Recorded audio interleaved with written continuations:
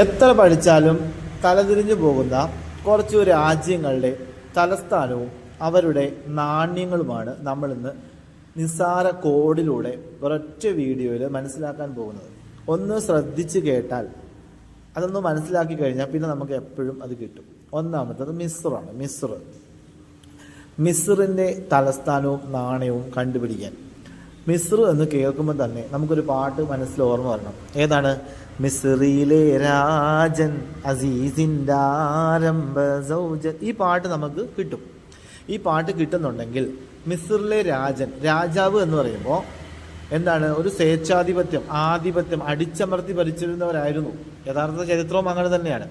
അപ്പോൾ അടിച്ചമർത്തുക എന്ന വാക്കിൻ്റെ അറബി അറിയാമെങ്കിൽ, അറബിയിൽ കാഹിർ അടിച്ചമർത്തുക എന്നാണ് ആ വാക്കിൻ്റെ അർത്ഥം. മിസ്റിൻ്റെ തലസ്ഥാനം കാഹിറ ആണ്. ഇത് ഓർത്ത് വെച്ച് കഴിഞ്ഞാൽ തലസ്ഥാനം കിട്ടും. ഇനി അവിടുത്തെ നാണയം അതെങ്ങനെ കണ്ടുപിടിക്കാം? മിസ്ർ എന്ന് കേൾക്കുമ്പോൾ പാട്ട് വന്നു. മിസ്റിലെ രാജൻ, ആ രാജൻ്റെ രാ മാറ്റിയാൽ ജൻ, ആ ജന്നാണ് ജനീഹ, അതിൻ്റെ തലസ്ഥാനം. അപ്പം മിസ്റിൻ്റെ മൊത്തത്തിൽ നമ്മൾ പഠിച്ചു. അൽ ബഹ്റൈന് എങ്ങനെ നമ്മൾ തലസ്ഥാനവും നാണയവും കണ്ടെത്താം? ബഹ്റൈൻ എന്ന വാക്കിൽ ഒരു റെയിൻ ഉണ്ട്. റെയിൻ എന്താണ്? മഴ. ഇപ്പം നല്ല മഴക്കാലമാണല്ലോ. നല്ല മഴയും തണുപ്പുള്ളപ്പം മൂടി പുതച്ച് കിടന്ന് ഉറങ്ങാൻ നല്ല സുഖമായിരിക്കും. ഓക്കെ, അപ്പോൾ അതുകൊണ്ട് തന്നെ ബഹ്റൈൻ, ആ മഴ, ആ തണുപ്പ്, അതിൻ്റെ തലസ്ഥാനം മനാമാണ്. നാമ എന്ന് പറഞ്ഞാൽ എന്താണ്? ഉറക്കം അല്ലേ? മനാമ കിട്ടി. ഇനി നല്ല തണുപ്പ് കൂടുമ്പോൾ ചൂടാവാൻ വേണ്ടി നമ്മൾ എന്ത് ചെയ്യും? ചിലപ്പോൾ തീ കത്തിച്ചേക്കാം അല്ലേ? മഞ്ഞുകാലത്തൊക്കെ തണുപ്പ് മാറ്റാൻ വേണ്ടി തീ കത്തിക്കും. അപ്പം മഴ, തണുപ്പ്, ഉറക്കം, അതിനോട് കൂടെ തീയും കൂടെ ചേർത്താൽ ദീനാർ, തീയുണ്ട്, അതിൻ്റെ നാണയവും നമുക്ക് സെറ്റാക്കി എടുക്കാം. ഓക്കെ, ഇറാഖിനെ എങ്ങനെ കണ്ടുപിടിക്കാം? ഇറാഖ് എന്ന് കേൾക്കുമ്പോൾ നമുക്ക് അറാഖ് ഓർമ്മ വരണം. അറാഖ് എന്താണ്? അറാഖ് പല്ല് തേക്കുന്ന അറാഖ് കണ്ടില്ലേ, ചെറിയ കമ്പ്. അപ്പോൾ അറാഖ് കിട്ടിക്കഴിഞ്ഞാൽ അറാഖ് കൊണ്ട് നമ്മൾ പല്ല് തേക്കുമ്പോൾ ആദ്യം നമ്മൾ ഫ്രണ്ട് പല്ല് തേക്കുമ്പോൾ ഈ എന്ന് നമ്മുടെ വായ പിടിക്കാറുണ്ട് ഇല്ലേ? ഓക്കെ, പിടിക്കാറുണ്ട്. അപ്പം നമുക്ക് ഈ എന്നൊരു ശബ്ദം കിട്ടി, ദീ എന്നൊരു ശബ്ദം. പിന്നീട് നമ്മൾ അകത്തെ അണപ്പല്ല് തേക്കുമ്പോൾ ആ എന്നാണ് നമ്മൾ വയ്ക്കുക. അപ്പോൾ ഊ എന്ന് നമ്മൾ വയ്ക്കാറില്ല. അപ്പോൾ ആ എന്നും വയ്ക്കും. ഓക്കെ, ദീനാർ. അപ്പോൾ ഇറാഖിൻ്റെ നാണയം നമുക്ക് ആ പല്ല് തേക്കുന്ന അതേ ഓർഡറിൽ കിട്ടും. ഈ ആ ദീനാർ എന്ന് കിട്ടും. പല്ല് തേച്ചതിന് ശേഷം നമ്മൾ തൊണ്ടയിലെ വെള്ളം എടുത്ത് കുലുക്കി തുപ്പുമ്പോൾ ബ എന്നൊരു ശബ്ദം കേൾപ്പിക്കാറുണ്ടോ? ഉണ്ടെങ്കിൽ അതിൻ്റെ തലസ്ഥാനമുണ്ട് ബഗ്ദാദ്. ഇത് ഓർത്ത് വെച്ച് കഴിഞ്ഞാൽ ഇനി ഓപ്ഷൻ വരുമ്പം വലിയ പ്രയാസമില്ല. ബഗ്ദാദിനകത്ത് തൊണ്ട കുലുക്കി തുപ്പുക, ദീനാറിനകത്ത് പല്ലിൻ്റെ മുൻപും അകവും അറാഖ് കൊണ്ട് തേക്കുക. അപ്പോൾ അത് ഓക്കെ ആണല്ലോ. ഇനി നമുക്ക് ഖത്തർ നോക്കാം. ഖത്തർ നമുക്ക് ഈസിയാണ്, നമുക്കറിയാം. എങ്കിലും അറിയില്ലാത്ത ആളുകൾക്ക് വേണ്ടി ഖത്തറിനകത്ത് ഒരു അത്തറില്ലേ? അത്തർ നമ്മുടെ ദേഹത്ത് തേക്കാറുണ്ട്. ഓക്കെ, ദേഹത്ത് തേച്ചാലും ദോഹ എന്ന തലസ്ഥാനം നമുക്ക് കിട്ടി. ഖത്തറിൻ്റെ തലസ്ഥാനം ദോഹ ആണ്. ദേഹം എന്ന് വേണേൽ വയ്ക്കാം. ഇനി അല്ലെങ്കിൽ ലോഹയിൽ തേക്കുക എന്ന് വിചാരിക്കാം. ലോഹ ഇടുന്ന അച്ഛന്മാരൊക്കെ ഇടുന്ന. അപ്പോൾ ലോഹയിൽ തേച്ചു അത്തർ. ഓക്കെ, ഖത്തർ ദോഹ കിട്ടി. ഇനി ഖത്തറിൻ്റെ തലസ്ഥാനം നമുക്ക് എങ്ങനെ കിട്ടും? അതിനുവേണ്ടി നമുക്ക് ഖത്തർ എന്ന വാക്കിനെ ഒന്ന് സൂക്ഷിച്ചു നോക്കിക്കഴിഞ്ഞാൽ കിത്താർ, ട്രെയിൻ, കിത്താർ എന്നല്ലേ ട്രെയിന് പറയുക അറബിയിൽ. അങ്ങനെ കിട്ടുന്നുണ്ടെങ്കിൽ കിത്താർ, അതിൻ്റെ ഇംഗ്ലീഷ് എന്താണ്? റെയിൽ അല്ലേ? റിയാൽ. അപ്പോൾ ഖത്തറിൻ്റെ കിത്താർ, റിയാൽ. അപ്പോൾ നാണയവും കിട്ടി. അത്തർ ദേഹത്ത് തേക്കാം, ദോഹയും കിട്ടി. ഓക്കെ, എങ്ങനെ കുവൈറ്റിനെ നമുക്ക് സെറ്റ് ചെയ്യാം? കുവൈറ്റിൻ്റെ തലസ്ഥാനം കുവൈറ്റ് എന്ന് തന്നെയാണ്. അപ്പോൾ പിന്നെ അതിനകത്ത് പ്രത്യേകിച്ച് പഠിക്കാനൊന്നുമില്ല.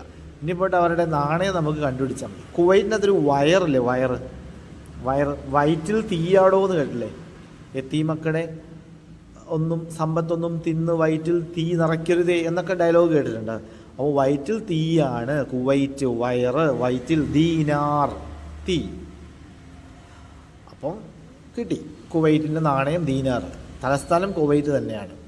ഇനി ലബനാനും അത് തന്നെയാണ്. ലബൻ, പാലില്ലേ?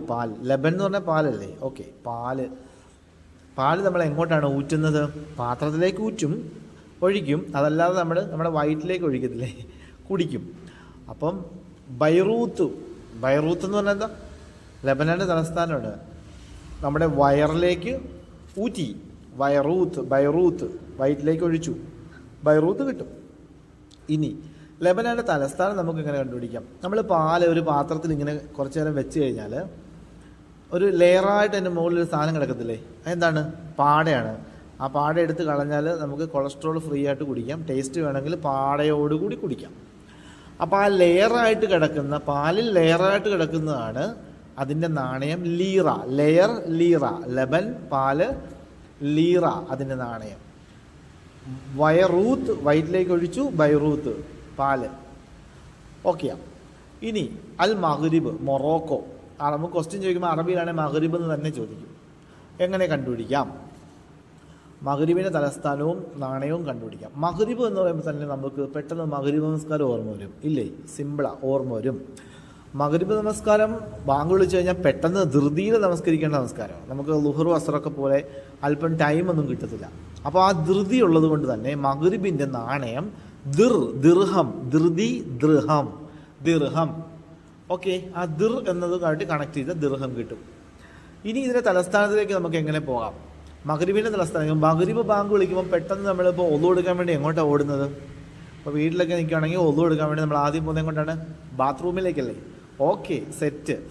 ബാത്റൂമിൽ പോകുന്നത് കൊണ്ട് തന്നെ മഗ്രിബിൻ്റെ തലസ്ഥാനം റിബാത്ത്. ബാത്റൂം റിബാത്ത്. ഓക്കെ അല്ലേ? ഇനി നമുക്ക് സുഡാൻ നോക്കാം. സുഡാൻ്റെ തലസ്ഥാനവും നാണയവും കണ്ടുപിടിക്കണം. സുഡാൻ എന്ന വാക്കിനകത്ത് ശരിക്കും നോക്കിയേ, സൗദാൻ എന്നല്ലേ അറബിയിൽ എഴുതിയിരിക്കുന്നത്. നമ്മൾ സുഡാൻ എന്ന് വായിക്കും. സൗദ് എന്ന് പറഞ്ഞാൽ എന്താണ്? കറുപ്പ്. അതറിയാത്ത ആരുമില്ല. അസ്വദ് അല്ലേ? അസ്വദ്, കറുപ്പ്. അതിനകത്തൊരു കറുപ്പ് എന്നത് കിട്ടുന്നുണ്ട്, സൂക്ഷിച്ച് നോക്കി കഴിഞ്ഞാൽ. അപ്പോൾ ഇതിൻ്റെ മലയാളം എന്താണ്? സൗദ് കറുപ്പ് എന്നതിൻ്റെ കറുപ്പെന്നല്ലേ? ആ മലയാളം കണക്ട് ചെയ്തിരുന്നത് ഖുർത്തൂം കറുത്തു പോകും ഖുർത്തൂം. ആ ഇത്രയും കിട്ടിക്കഴിഞ്ഞാൽ ഓപ്ഷൻ കിട്ടുമ്പോൾ നമുക്ക് കറക്റ്റ് സൗദാ കറുത്ത് പോകും, ഖുർത്തൂം കറുത്ത് എന്ന് കിട്ടും. അപ്പോൾ അതിൻ്റെ തലസ്ഥാനം കിട്ടി. ഇനി അതിൻ്റെ നാണയം കണ്ടുപിടിക്കുന്നത് എങ്ങനെയാണ്? ഈ കറുപ്പ് എന്ന ഒരാളുടെ കറുപ്പ് എന്നൊക്കെ പറയുമ്പോൾ അയാൾ ജനിക്കുമ്പം തന്നെ ഉള്ളതല്ല. ഇടക്കാലം കൊണ്ട് നല്ല വെളുത്തൊരാൾ കറുക്കുന്നതല്ല. ജനനത്തിൽ തന്നെ കറുത്തതായിട്ടാണ് അയാൾ, ജന്മന തന്നെ ബ്ലാക്ക് സ്കിന്നായിട്ടാണ് അയാൾ വരുന്നത്. അപ്പം തന്നെ സുഡാൻ കറുപ്പ് എന്നുള്ളത് ജനിക്കുമ്പോൾ തന്നെ ഉള്ളതാണെങ്കിൽ ജനീഹയാണ് അതിന് നാണയം. അതിനെ ജനിച്ചപ്പോൾ തന്നെ കറുപ്പ് എന്ന് കണക്ട് ചെയ്ത് വെച്ച് കഴിഞ്ഞാൽ നാണയവും കിട്ടി. ഖുർത്തൂം കറുത്തു പോകും എന്ന് മലയാളത്തിൽ കിട്ടിയാൽ ഖുർത്തൂമും സെറ്റായിട്ടുണ്ട്. അപ്പോൾ ഇൻഷാ അല്ലാഹ് റെഡി ആയിക്കോളി.